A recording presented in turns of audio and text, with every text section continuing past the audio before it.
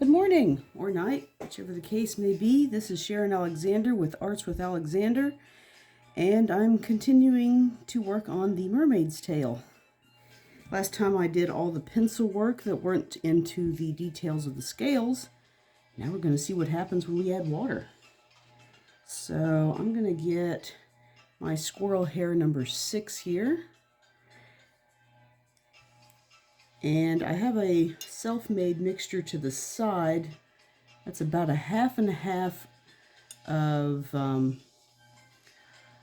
color called rose. It's basically magenta and ultramarine. These were some vintage paints I was given that I had to reconstitute a little bit by adding just a couple of drops of vegetable glycerin. And sorry nothing's happening. I'm off to the side trying to get that paint to behave itself. Get my trusty paper towel so I don't smear anything. And let's get started here. Now I'm going to work from the tail tip towards the base because I want these colors to sort of smear in that direction. Because water-soluble pencils have the wonderful property of being exactly what they're called, water-soluble. That means that when they get wet, the colors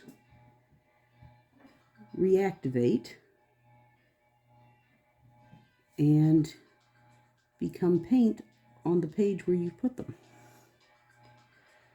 Very useful if you're wanting to, say, draw your picture without having to go back and erase lines. Also very useful if you're wanting to add a texture or a detail before adding your next layer, because depending on how hard you press with those pencils is going to depend on how much of that color makes it through. And I know I've talked in the past about mistakes, and personally I think this color was a mistake, so I've got my brush washed off and I'm going to use it to lift some of that color. I've got another paper towel off to the side. You could use flannel. I've seen some people use flannel and other cloth. I just happen to have paper towels back here, because I think this is a little too dark. And a lot grayer than I thought it was going to be, unfortunately. But that's what happens when you mix your own colors and don't practice them before you use them. Now, I could fix this by getting a little bit more magenta, which is a much redder hue. And let's just do that. Let's add a little bit more magenta to this and see if we can correct this gray color.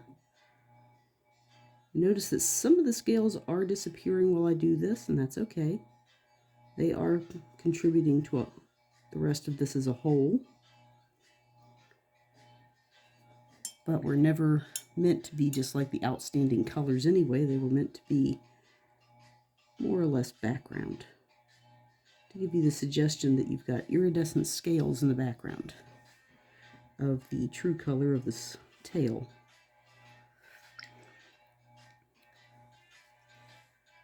I've got music in the background, if you can hear it, by a company called RNCH. I will put their commentary in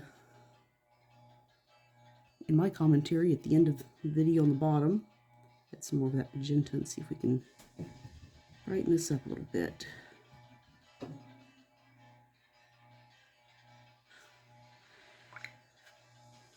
May have to I think we're going to have to let this one dry before we can really fix that. But let's switch to this more magenta rich color for the rest of this tail. All of this is done live, uncut, and for the first time, so if I make a mistake, you get to see it. None of this, oh, I'm perfect every time I paint business, because I'll be the first to tell you, not every painting is perfect. For every painting you see some artist put up on their TikTok or their Instagram that is so perfect, they probably messed it up 4 or 5 times first, and they just showed you the best one.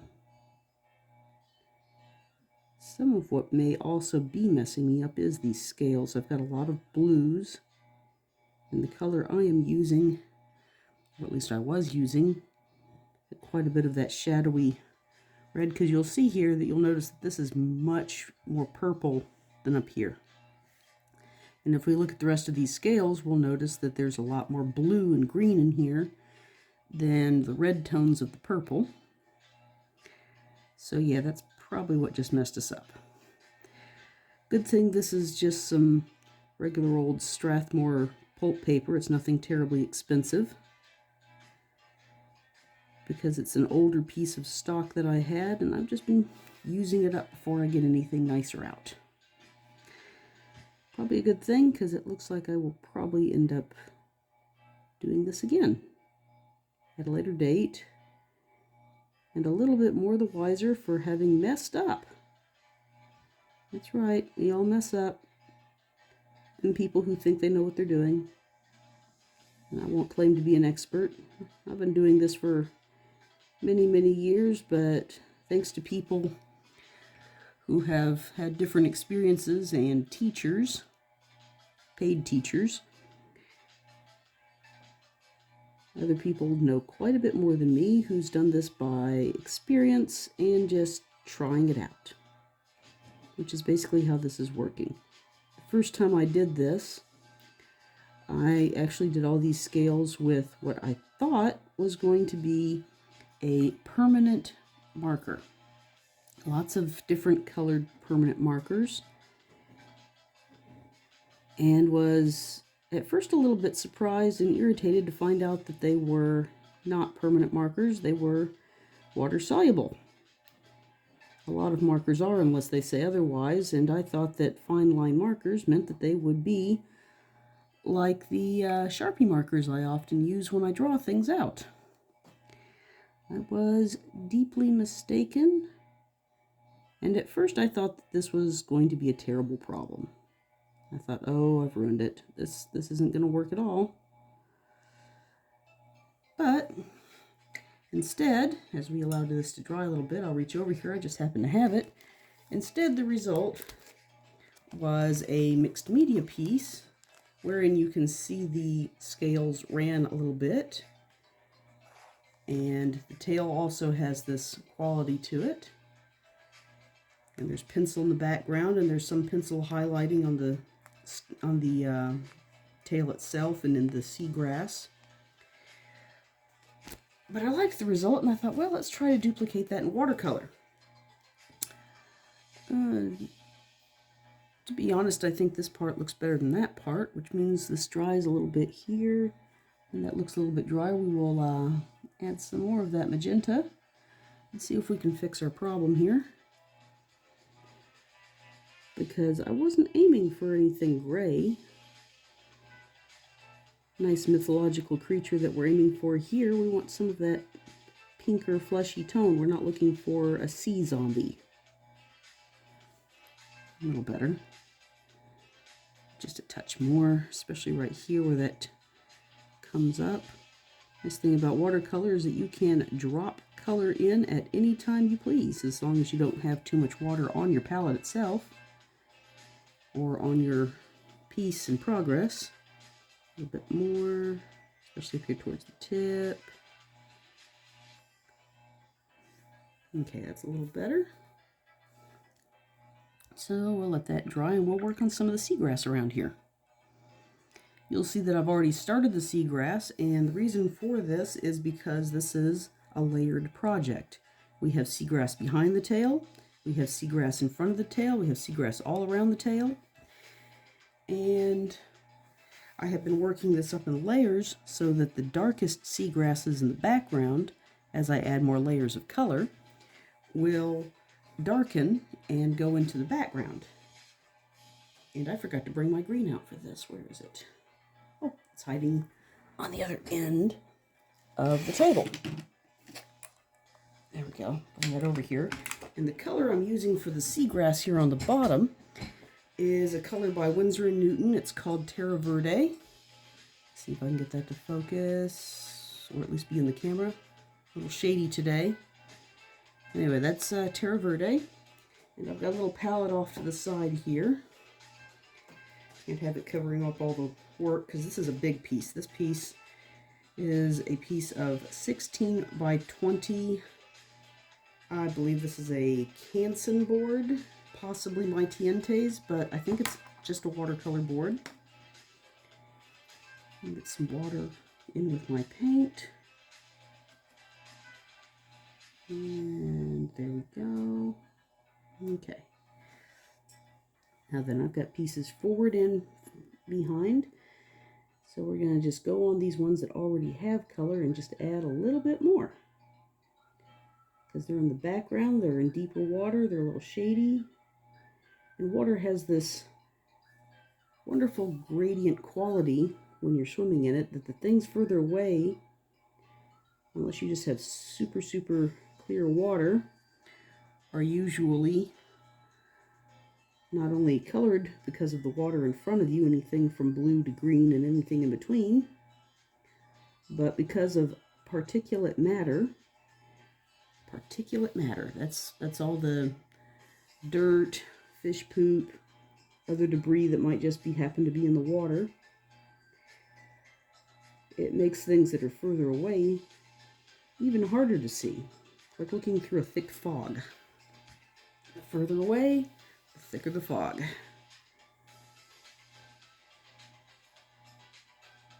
Which is why it's always so easy to think there's monsters in the water, because you can't see what's down there in most cases.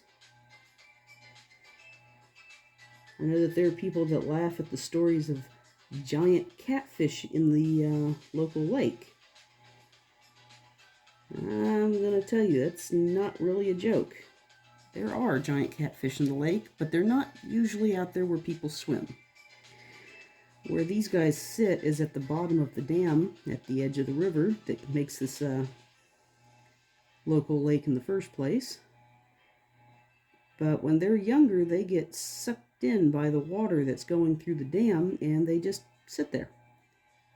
A specific size, it's a size that's too big to go through the sluices into the cleansing and processing area for the water itself, and yet not strong enough to leave.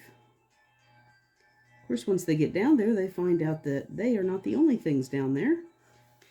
They find out that other fish and occasionally dead things that they like to eat all show up down there too, and they just never leave. They never leave, and they eat, and because they've got plenty of room down there, they grow, and they eat, and they grow. I have seen reports from divers down there going down to check on the health of the dam itself, of catfish of lengths up to 6 feet long, big enough to swallow somebody. Fortunately, I've never heard of anyone actually being swallowed by a giant catfish here, but in the Amazon rainforest, that's a thing. That is a thing. My own mother-in-law, who managed to go abroad when she was younger, actually was on a boat where the tour guide's friend had come along, and something happened. This guy's friend fell off, and before they could get him out of the water, a giant catfish ate him. I don't know whether they ever rescued the guy or if that was the last they ever saw of him, but she actually saw a guy get eaten by a catfish. I'm just glad it's not one of our catfish. There's nightmare fuel for you. Giant catfish coming to eat you. Jaws of the Ozark, the giant catfish. Who will be next? Add that to the list of B-rated movies that somebody ought to make. And why not? I recently found out that there is actually a B-rated movie out there where they apparently made giant killer rabbits.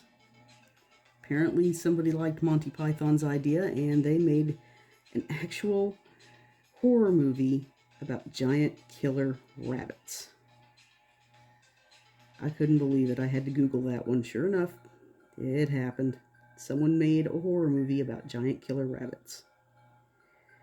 Of course, anybody who's ever raised rabbits knows that they've got sharp claws and sharp teeth. And when they're upset with you, they will happily use them on you. So, well, maybe it's not such a terrible idea after all. They just made it bigger to make it scarier. Because I'll admit, if I've got a pair of incisors bigger than my head coming to bite me, I guess that would be pretty terrifying.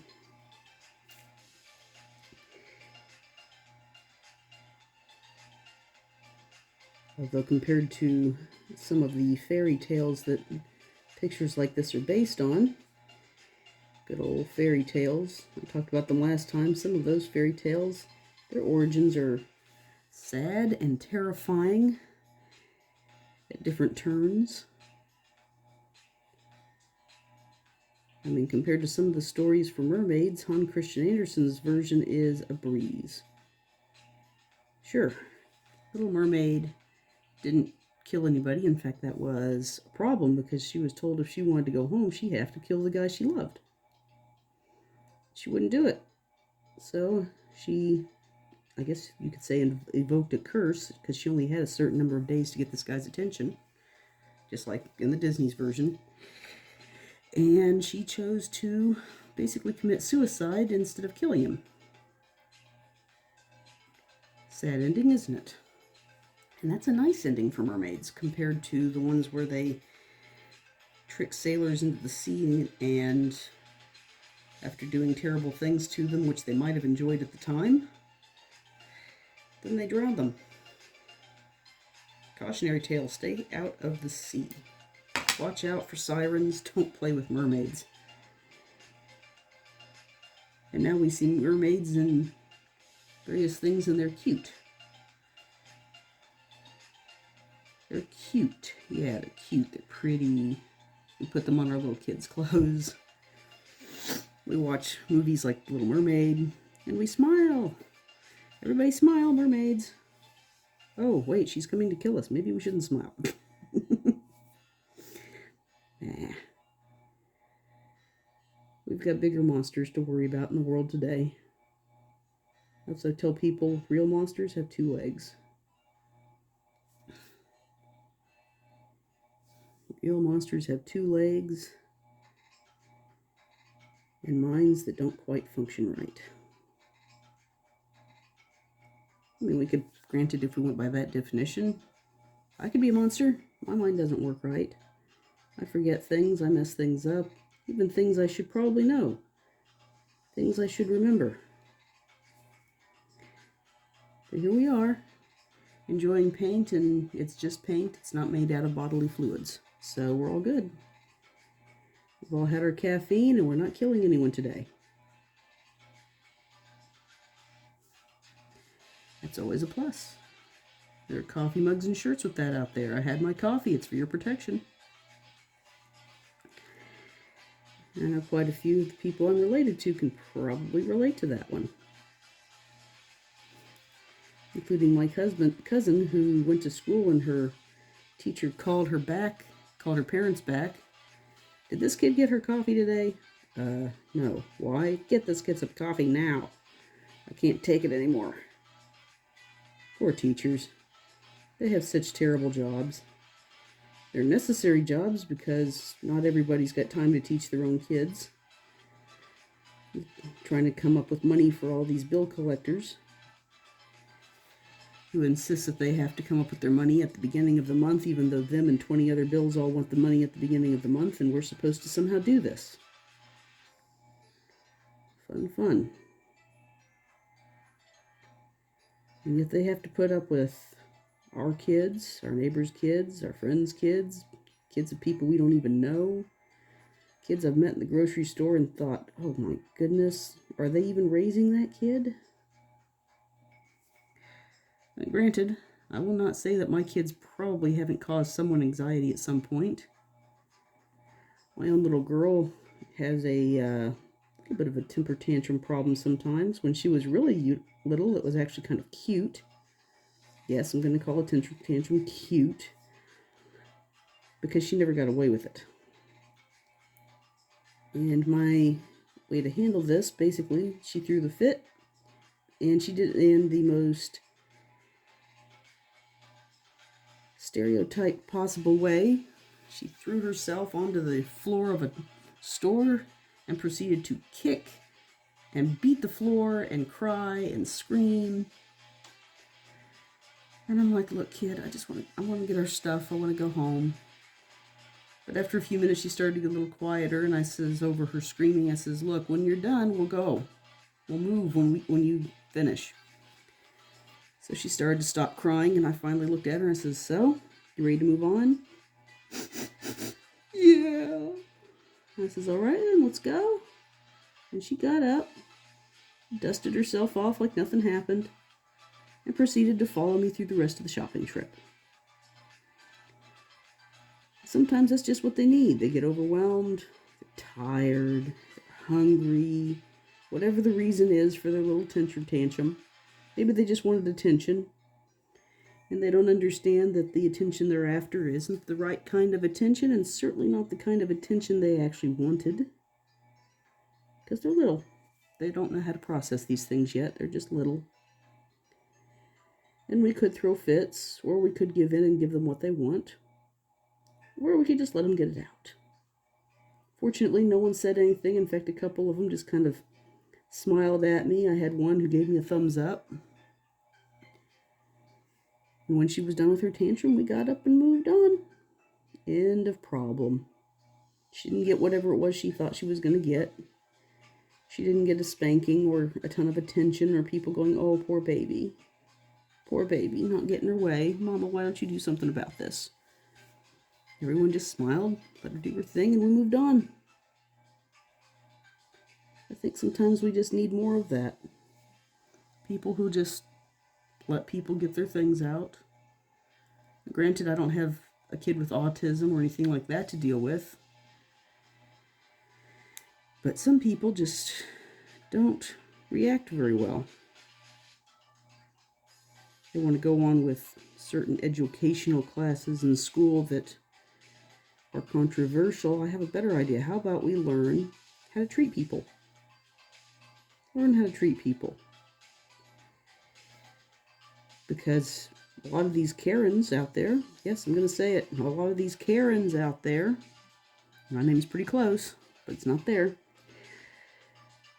Most of what I see is wrong with their reactions to things is that they're stressed, they're tired, they're probably eating improperly, and they're trying to do things in a hurry. Instead of taking the time to treat people like people, they treat people like they're all, I don't know, personal slaves, servants. I'm not sure if this is because of entitlement or because they really think that this is actually going to get them a better result or get them whatever it is they want faster. But how about if class in our schools, not on how we should see ourselves, but how we should see others? I mean, yes, it's important that we see ourselves and we recognize our own worth, but maybe we've put a little too much stress on that. Maybe we need to step back a little bit and realize other people have worth too. And some of the people that, we'll say, misbehave or behave badly, as some cases may be, maybe they just don't know how to deal with people. No one's ever taught them how to deal with people. Their parents are always gone. They hardly ever see them.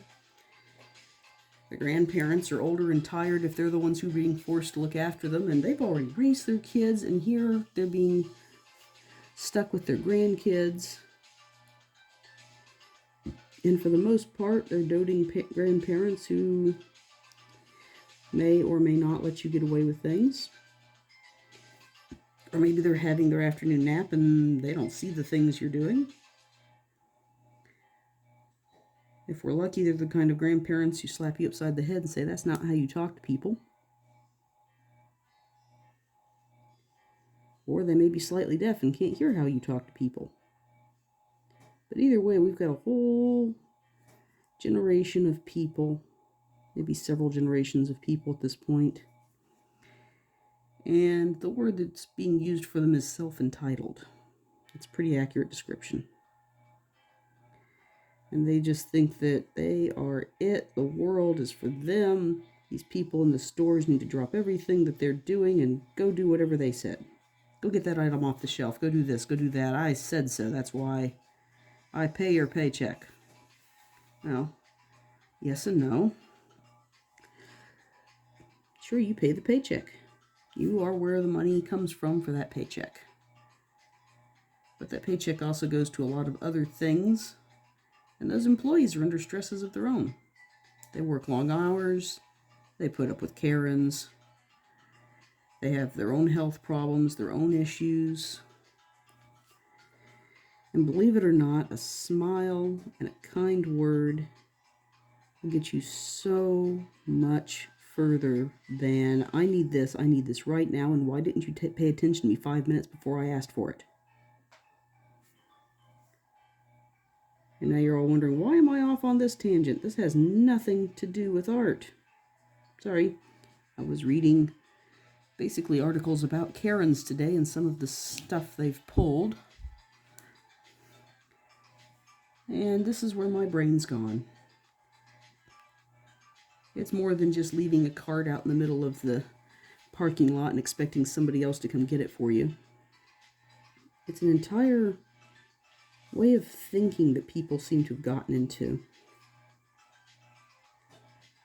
And unfortunately, I am introspective, so I get into the things about, where did this come from? Why did this behavior start? Am I doing that? Personally, I find carts to be a personal pet peeve, and it's not uncommon to watch me grab my cart, somebody else's cart, and depending on how froggy I feel, I might grab 2 or 3 carts. One time I got so angry I grabbed 5 carts, and I took them all back to the corral, all at one time. And the guy who's doing it, he's like, thanks, I was fixing to come get those. I'm like, yeah, I know, but now you don't have to. Isn't that such a better way of dealing with it than, where is the carts? All the carts are gone. Well, you walked past 5 of them on your way to the store. You could have just grabbed one and brought it with you. I've done it plenty of times. Grab a cart, bring it back with me.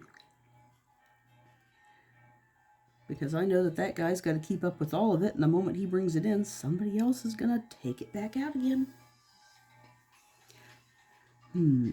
Should we add a little bit more to this side? I think I want to add some more shadow to this side, at least.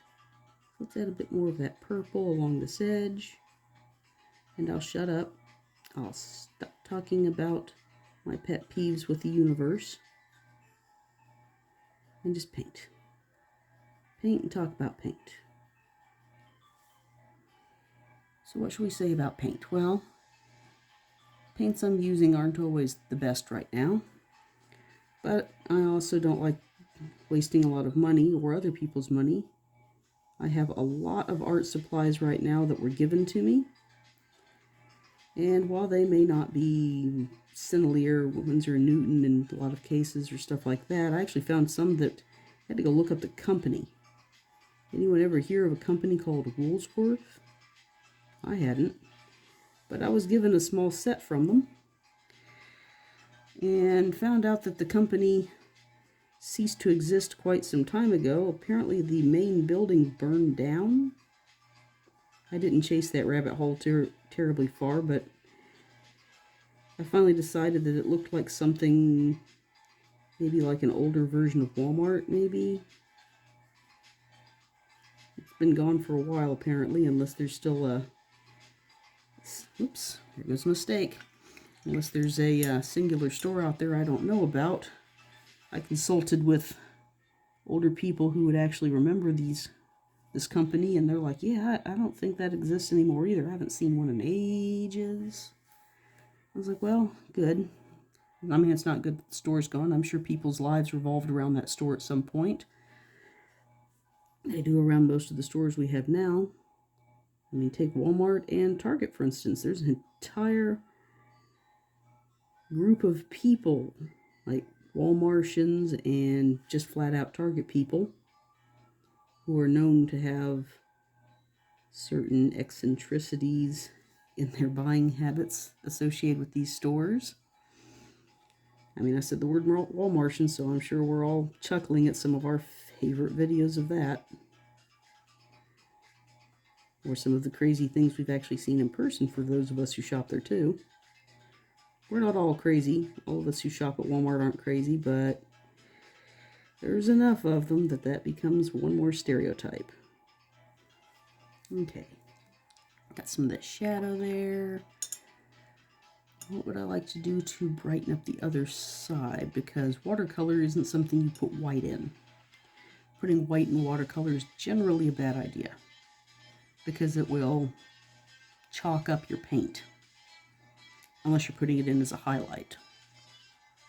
I may end up going back over this with a little bit of that pencil just to give us that little shine on this side. Or maybe I should have made it lighter in the first place. Either way. We've got places that need to dry. Some of it is touching other places we'd like to paint. This one's not touching anything. Let's go ahead and put some paint on this one. But can you see what I'm doing with this? This new one here is a very light color. And these darker ones, some of them have 2 or 3 layers of paint on them now. Because the more paint you add to a painting like this, to a watercolor painting, the deeper and more vibrant the colors will become on your page as a whole. You're looking at these bubbles, aren't you? You're wondering what I'm going to do with these bubbles. Now, maybe I should do something with those bubbles and show you, at least 1 or 2 of them. Because what I'm going to do with these bubbles is a technique called wet on wet. Let's take this one here. It's in the middle of a fin, which means that everything around it should be nice and dry. And we're just going to paint this area with some water. And we want it to be fairly juicy because we want these colors to run pretty nicely, but not too nicely. And let's see, that's that lovely violet magenta color on the tail. And now just very carefully around the edge of it, I'm going to start dropping some concentrated color around the edge here. Since this is the middle of a tail, it's well, we're going to have some of this here and just kind of drag that color away. Now we want it to be a little darker in the outer layers than it is in the center, so we're going to start picking up some of that pigment and encouraging that paint to go to the edges.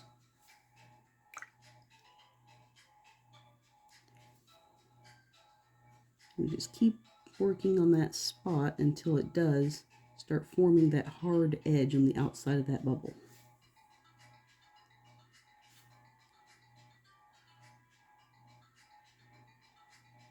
We've got a little bit of a piece of grass here.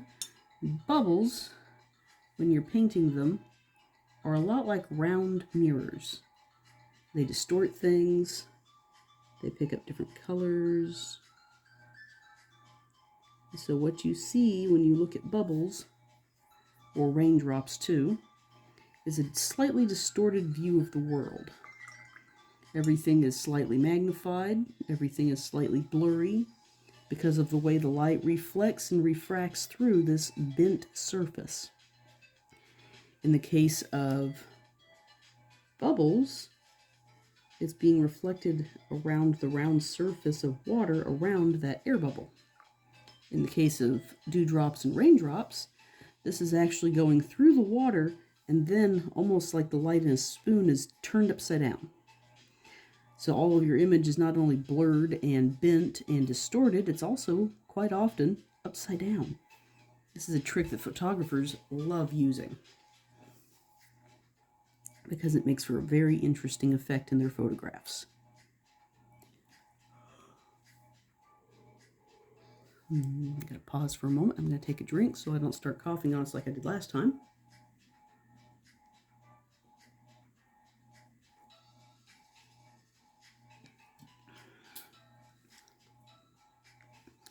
Okay. Got another little bubble down here that's not really touching anything. And you may or may not be able to tell, but the drawing around the bubble is blue. Quite a bright blue. And you're wondering, these bubbles aren't blue. Why did you paint these bubbles blue? Well, it's because that's the color the water is going to be when I start in on that. And just like the other piece, I actually have 3 colors worked into the background of that piece. It starts off with a slightly purpled royal blue, and it works its way into a deeper blue, another sort of navy. I've forgotten what the color they called it on the pencil was.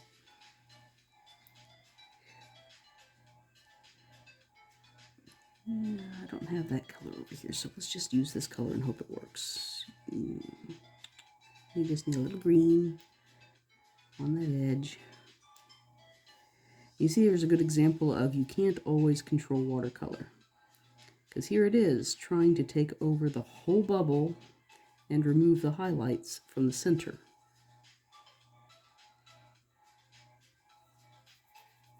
There we go. That's pretty good. We'll leave that one with that. But you can't always control watercolor. Sometimes it does its own thing.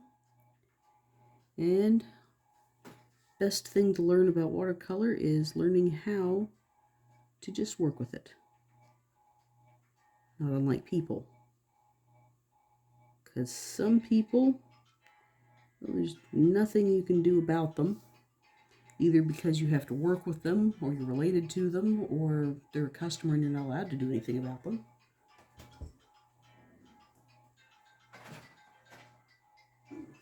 Get my green for that seaweed over here. Put that back a little bit. But sometimes there are just people you just have to learn how to deal with. There are, of course, always, we'll call them handicapped people. Maybe they have autism.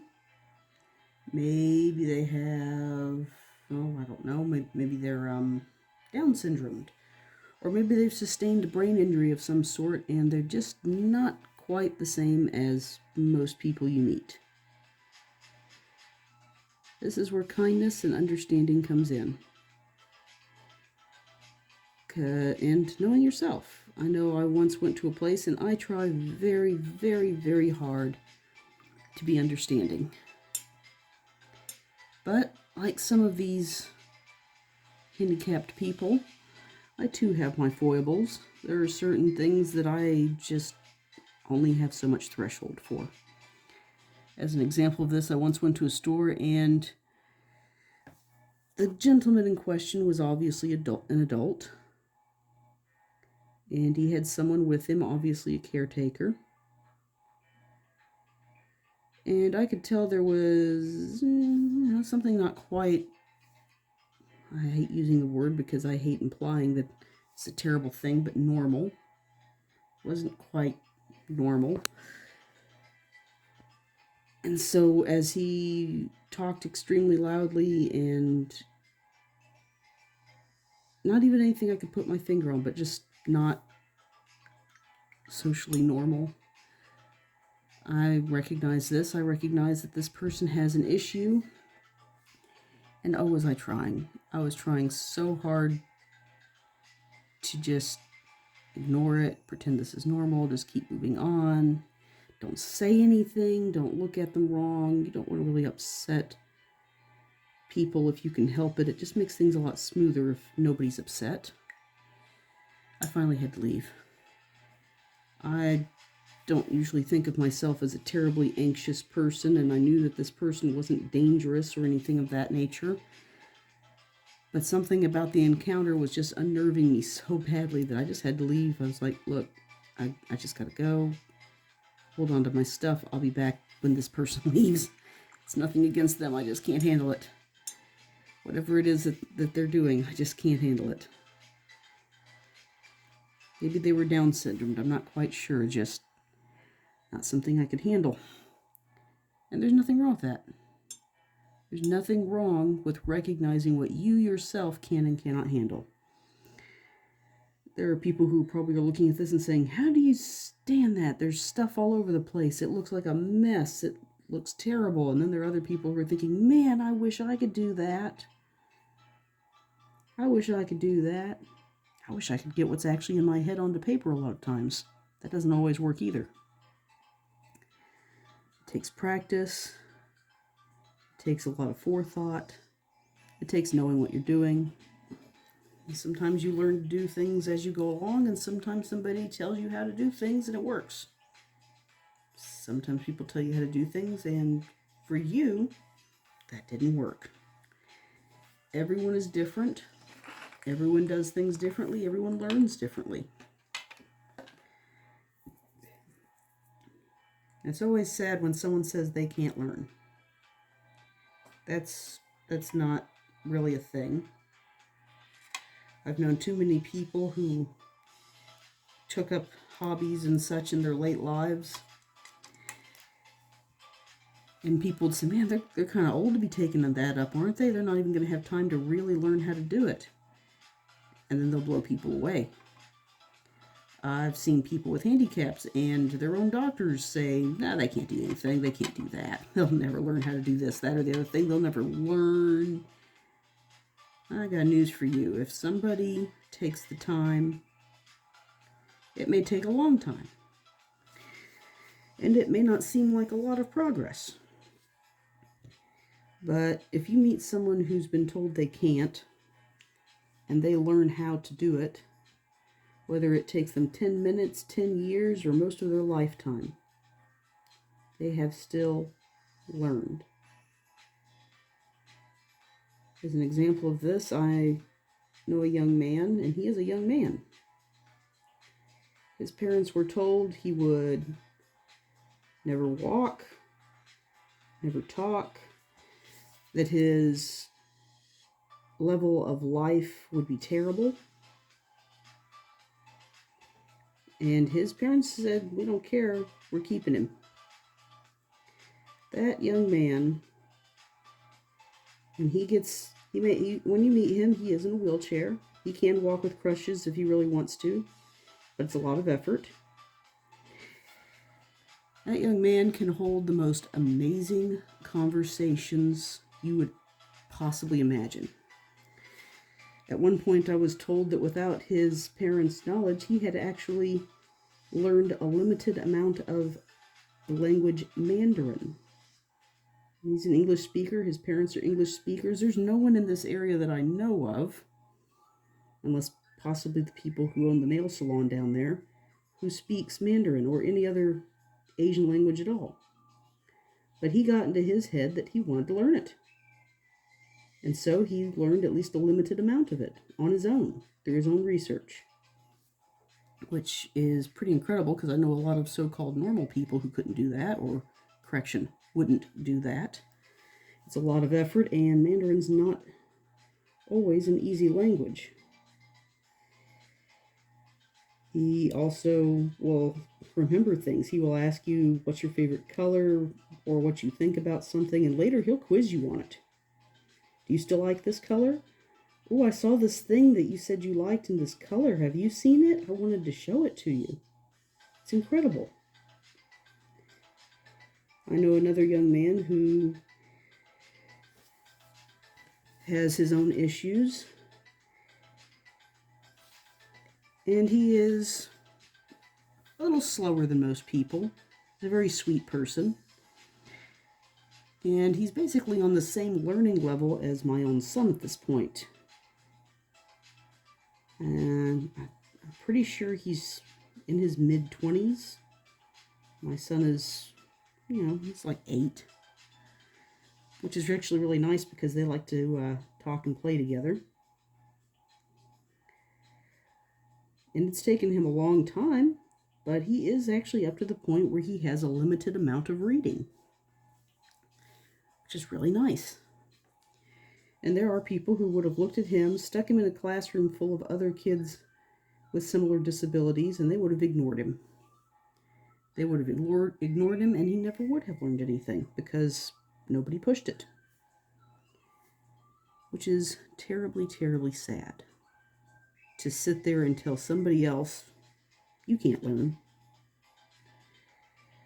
I know I've had people who say, man, what you do is really cool. I know people who do better. I know people who do much better. I know people who do incredible things with their paints. But I'm going to tell you that if you really want to do this, all you need to do is find the time, and yes, it does require time.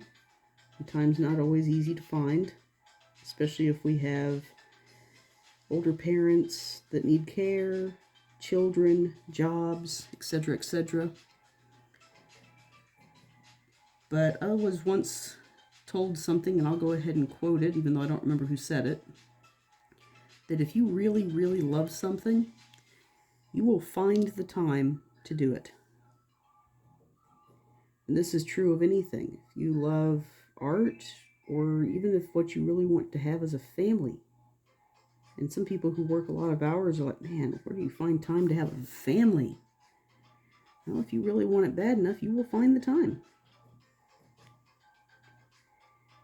And there's no shame in not finding the time or not loving something enough to want to do it yourself. There's nothing wrong with that. Not everybody can do everything. I admire somebody who can fix my car. I really have no desire to learn how to fix my car. Fortunately, other people have the desire and they know how to fix my car, so I can pay for their knowledge and service to do that for me. That's why we have people that have specialized jobs and go and learn specialized skills. Because we only live so long and there's only so much you can do in a lifetime. It all comes down to time.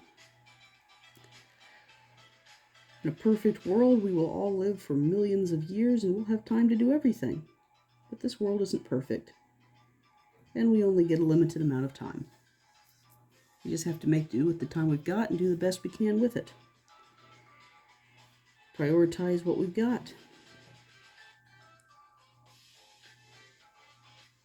And someday soon, maybe we'll all be perfect. And even then, I bet we will still take a long time to learn some things because they're just not high priorities for us. I watched a movie with this hypothesis once, and this woman who was probably about 400 years old got dumped into a lake, only to be told that she didn't know how to swim.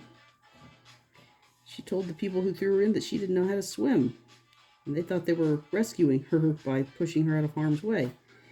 They got her out and they asked her, "You're 400 years old, you don't know how to swim?" She just hadn't gotten around to it yet. Granted, the quilts they were showing off and the clothes they were wearing were really pretty, and I'm sure it took a long time to come up with something really pretty. I'm sure the people who made the movie probably were specialists in those particular fields, whether it was costume design or the quilt that was hung up for everyone to look at on the movie, as an example of what students were doing. Yeah, students. The guy mistook it for a master, or at least it would have been in his own race. And it's all a matter of time. 30 years to become apprentice in their world. Imagine what they could do with a couple of hundred. Imagine what we could do with a couple of hundred or 1,000 years to be able to take something we really love doing and perfecting it. I like cooking, and I will admit that occasionally my experiments do not come out as hoped. Sometimes your food's just not quite what you'd hope. Maybe your ingredients weren't as good as you thought they were. Whatever the reason. Sometimes even people who know what they're doing, what was it Bob Ross said? Happy little mistakes. You could sit there and cry about that mistake, or you could find some way to make that mistake better.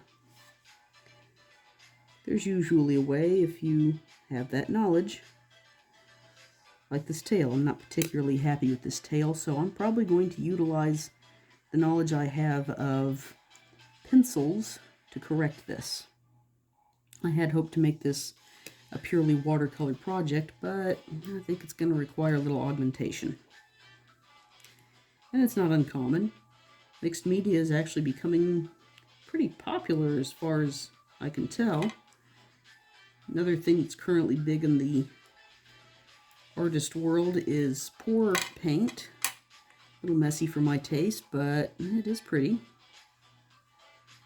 And people can do some incredible things with it.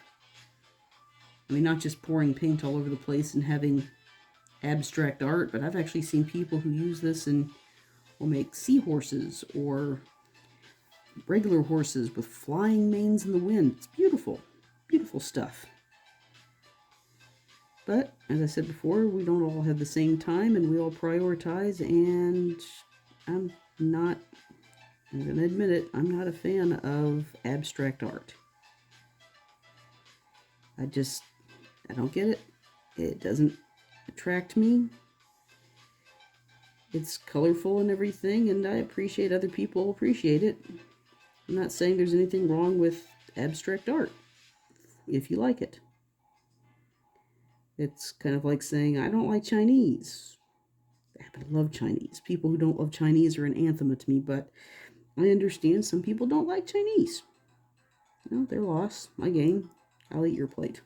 I feel the same way about abstract art. I don't get it. I'm not really a big fan of it. If you like it, more for you.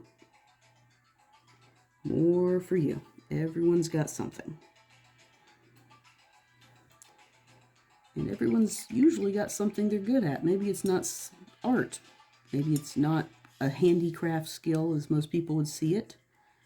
Maybe your gifts are more lingual. Maybe you're really good at talking to people. Maybe you're really good at being a parent. Maybe you're really good at staying out of trouble, keeping your bills paid, whatever it takes. Maybe you're a snappy dresser, really good at doing makeup. Everybody's got a talent. Maybe they don't recognize it. Maybe their talent is for keeping themselves sane in a world that is completely mad. Maybe their talent is for finding the best place to eat out. Who knows? There's always a talent. Maybe other people don't recognize it as a talent. Maybe you don't recognize it as a talent. But I'm going to guarantee you, whoever you are, wherever you are, you have a talent. It may be a learned talent based on a need to survive. There's nothing wrong with that. Sometimes we need to learn how to survive. And that can be a talent. I know that not everybody could be dumped in, say, a city and have some place to stay and something to eat by the end of the day, but I know people who can do that. You can dump them in the middle of a city they've never been in, and by the end of the day, they'll have an apartment, a job, and something to eat. I probably would take several days just to figure that out, just to figure out where to eat, let alone where to live and pay for the bills. On the other hand, I know people that if you dumped them in the middle of the forest, you'd never see them again. They'd be completely lost and starving by the end of the week. I don't know what I would do in a desert specifically, but at least around here, if I got lost in the woods, I wouldn't go hungry.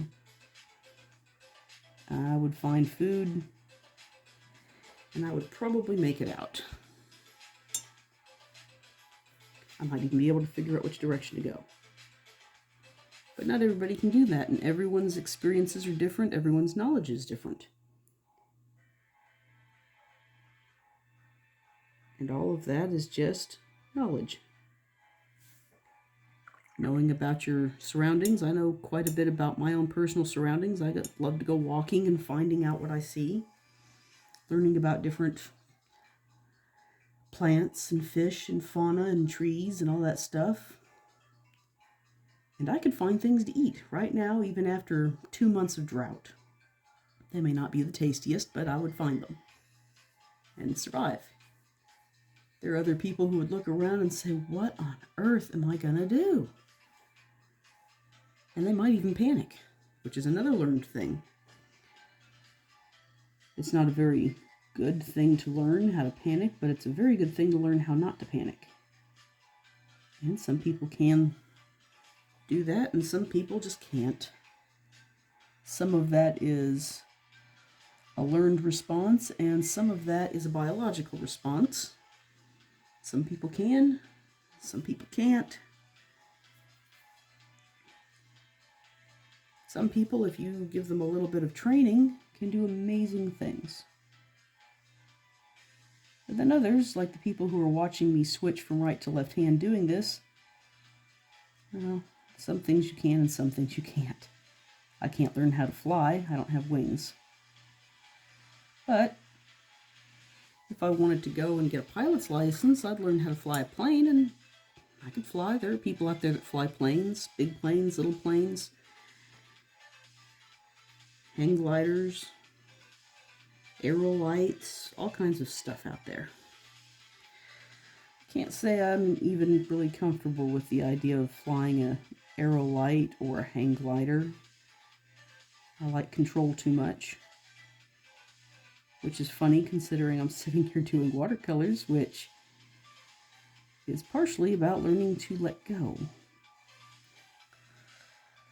Because watercolors don't always listen.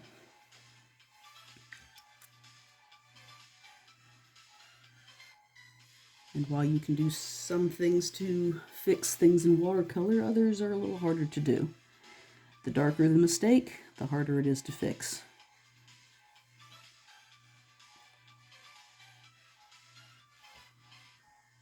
And here I am doing bubbles out of the camera's view.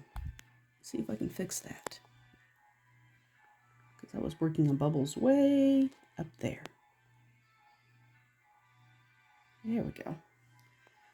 I'm working on bubbles way up here. This one is still out of the camera's reach. Let's see if I can slide this up a little bit. Because nobody wants to just stare at the same piece of the picture and not see what I'm doing. That's the whole point of this, is that you can see what I'm up to. There we go. I'll put that water on that bubble, because we are reflecting from out in the water, because this is out in the water. So what's it reflecting out there? It's reflecting mostly this greenery. So I get some of the color from that greenery. And mostly we're seeing it from here, here, and there. So most of our reflection is on this side. And this is the upper part of the picture, so this is probably going to be a little bit of a bluer side to that bubble. Fortunately, I've got a little bit of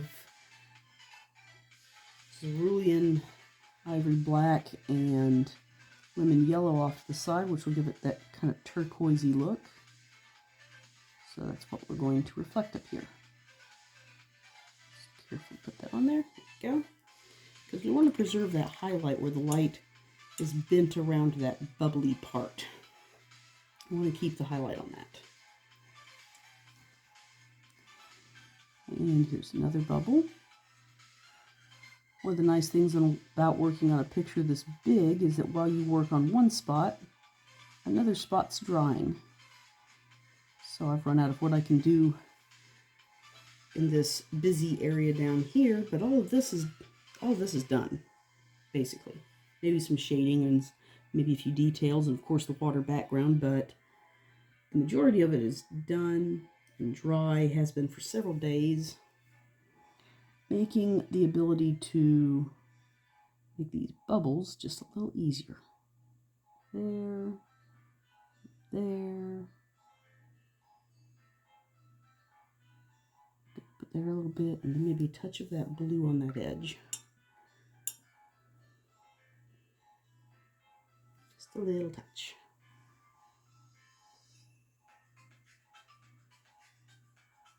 And because this is a nice wet bubble, these paints should run and collide with each other. Of course, this is also not exactly quality paint, so it may not. It may do its own thing. It may just do its own thing. Let's see. I'm trying desperately not to have to flip this paper around. Unfortunately, that's creating a lot of shadows for you guys. And I can't put that up there. I'm trying really hard not touch the wet spot and smear my paint around. Go. It's mostly surrounded by green again, so more green. I'm going to use my pinky as a little bit of a balancer here, since I'm not able to put the paper up there and keep my arm off everything. And now you'll see that this is a solid. That's not what we want. We need to suck up some of that. I've dried off my paintbrush. I'm going to try to... Well, it's taken most of the color out, but it's still there basically, which is good enough considering it's floating on its own. When I go around this with the water, it'll show up more.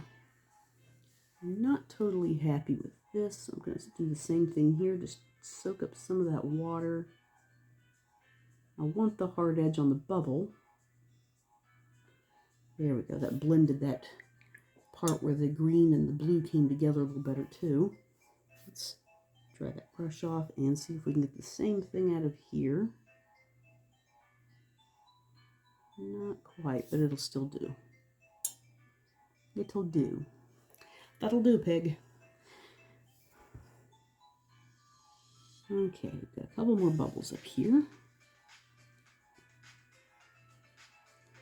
Now these are in front of some pretty obvious leaves. And I'm going to give a little bit of light scrubbing because I have a vague outline of those leaves through that bubble. So this bubble could stand to be a little darker, a little buddier maybe. I really want the hard edges where they're up here. I kind of want that center to still have that highlight a little bit.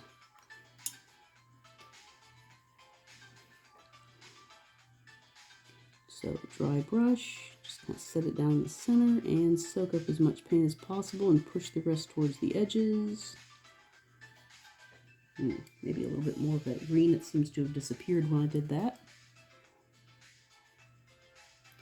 Because we want that to be a fairly green bubble considering its location.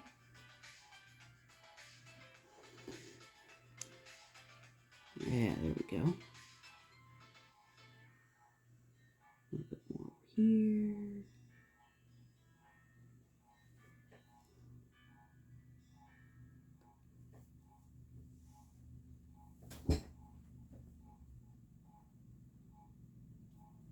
And that was our hour. We've got most of the bubbles done. And we'll allow the tail here to dry, and then maybe next time we'll finish up the seaweeds down here. And I hope you guys enjoy your week, and I will see you next time. Bye-bye.